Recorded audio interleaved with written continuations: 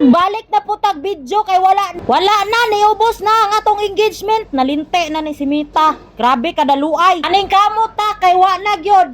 Niubos ta na ni pula na tanan ako ang mga engagement sa dashboard. Wala ta mag storytelling magluto sa ta kay gigutom nako. Speaking of gigutom, de magluto ta pero naatay chef cook diha.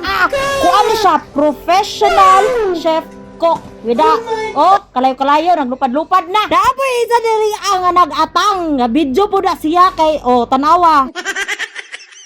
Ang atuang recipe karon kay apritada nga bukog sa baka. Unya malata day nang bukog diay. Makaon din ang bukog. Ang sikreto mao mulami ng apritada kanang kalayo iapilog gisa. Butangan din na nimo og seasoning dira kanang mamasitas.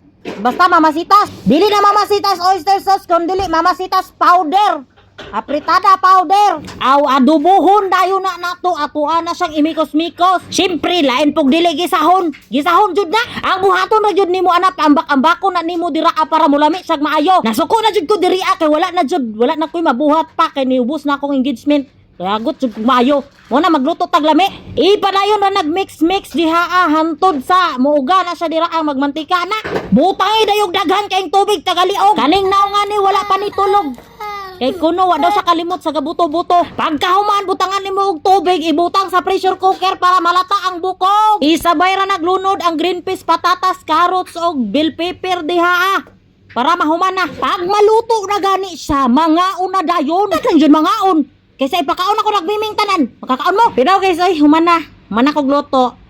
Magpaibog na lang ko mao nang salamat kayo. Bye guys. Ayo sa mo kalimot likes, follow og share diha para daghan tag engagement.